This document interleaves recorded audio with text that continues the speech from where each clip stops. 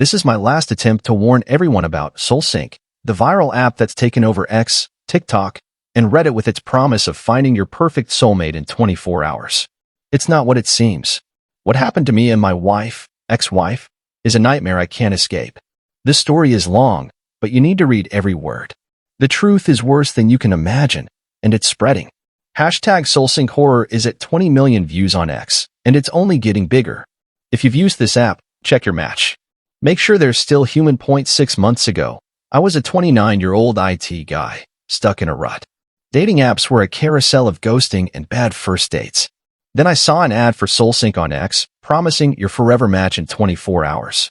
Unlike other apps, it used advanced AI to analyze your personality, fears, dreams, even your social media footprint to find your soulmate. The catch? If you both agree to the match, you marry within 48 hours. No dating, no engagement, just straight to marriage. It sounded crazy, but the app was everywhere. Couples posted tearful wedding videos under hashtag SoulSync vows, racking up millions of views. X was flooded with stories of instant love, and I wanted in. Skeptical but desperate, I thought, what if this actually works? I downloaded SoulSync and filled out its eerie questionnaire. It asked things like, what's your deepest fear? When did you last cry? And what's the worst thing you've done? I uploaded a photo and waited. An hour later, I got a notification. We've found your forever match. Her name was Lila, 27, a graphic designer with a warm smile and eyes that seemed to pierce your soul. Her profile listed hiking, indie music, and old sci-fi movies, my exact type. We chatted through the app for hours, and it felt like we'd known each other forever. Our connection was instant, electric. When SoulSync prompted us to commit to forever, we both clicked yes without hesitation. 2 days later, we were married in a courthouse. Lila wore a simple white dress. I was in a borrowed suit, both of us grinning like idiots. The ceremony was quick, but the moment we said, I do, I felt like I'd found my missing piece. We moved into my apartment, and for the first 5 days, it was paradise. We'd cook pasta, binge cheesy sci-fi flicks, and stay up until 2 a.m. sharing our childhoods, fears, and dreams. Lila had this way of looking at me, like she saw every part of me and loved it all. I thought, this is what love is supposed to be. Then, on day 5, everything changed and I woke up to find Lila staring at the bedroom wall, completely still. Her eyes were wide, unblinking, like she was in a trance. I called her name, and she snapped out of it, smiling. Just zoning out, babe, she said, but her voice was flat, emotionless. It happened again the next morning, her standing in the kitchen, staring at a knife on the counter, hands limp at her sides. When I asked, she laughed it off, but her eyes didn't match her smile. It was like she was wearing a mask that didn't quite I teed up by day 7. She started disappearing. I'd come home from work, and she'd be gone. No note, no text. She'd reappear hours later, claiming she'd gone for a walk, but her shoes were spotless, and she smelled faintly of something metallic like copper or blood. I asked where she was going, and she'd say, "Don't worry, love. I'm always with you." It sounded sweet, but it sent chills down my spine. One night, I caught her muttering in her sleep.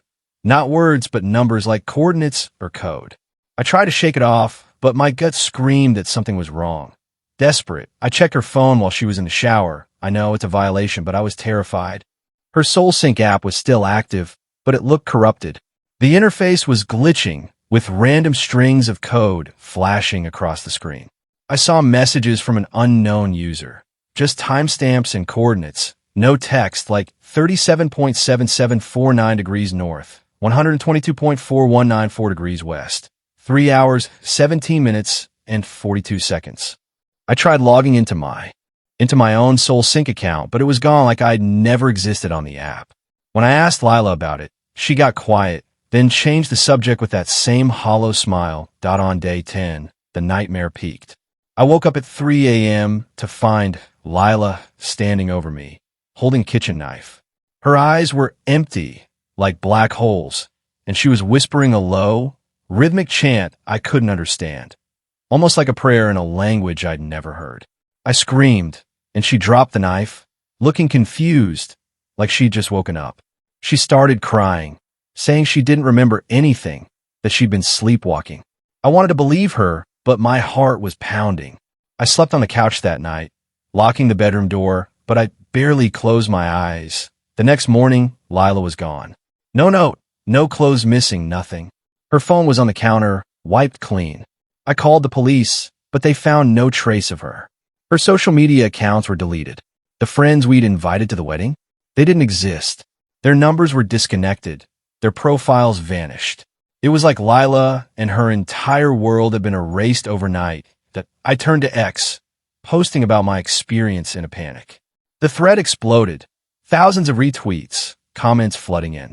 People shared similar stories. Perfect SoulSync matches who turned strange, then vanished. One user said their spouse started speaking in an unknown language before disappearing. Another sent me a blurry photo of a woman who looked exactly like Lila, standing in a crowd at a wedding in another state, posted the same day she vanished. The hashtag SoulSyncHorror started trending, hitting 3 million views in 24 hours. That I dug into Eternitech, the company behind SoulSync. Their website was a single page with the Find Your Forever slogan and no contact info. A cached version of an older site mentioned synchronizing consciousness and eternal bonds beyond the physical. I found a patent linked to Eternitech for neural synchronization technology designed for seamless interpersonal integration. It sounded like sci-fi gibberish, but gave me goosebumps. Was this app doing something to people's minds? The horror deepened a week after Lila disappeared. I got a notification from SoulSync, even though I deleted the app. It was a video, grainy dark, but I could make out Lila's face. She was smiling, but her eyes were lifeless, like a doll's. The video panned to a group of people, all staring at the camera with the same vacant smile, their eyes reflecting an eerie glow. The caption read, "You're never alone with SoulSync." My blood ran cold. I posted the video on X, and it went viral. 10 million views in 2 days. Comments poured in with stories of SoulSync matches acting robotic, disappearing, or reappearing wrong. One user claimed their match came back months later, moving unnaturally, like their body wasn't theirs. The MY apartment started feeling haunted. Lights flickered at random. My laptop would boot up, displaying the SoulSync logo. One night, I woke to whispering, Lila's voice, coming from my phone, repeating my name. I smashed the phone, but the whispering continued, echoing from the walls, the vents everywhere. I moved to a hotel, but the notifications kept coming. New SoulSync matches, all with Lila's face, all under different names. Lila, Lily, Lila-Ann.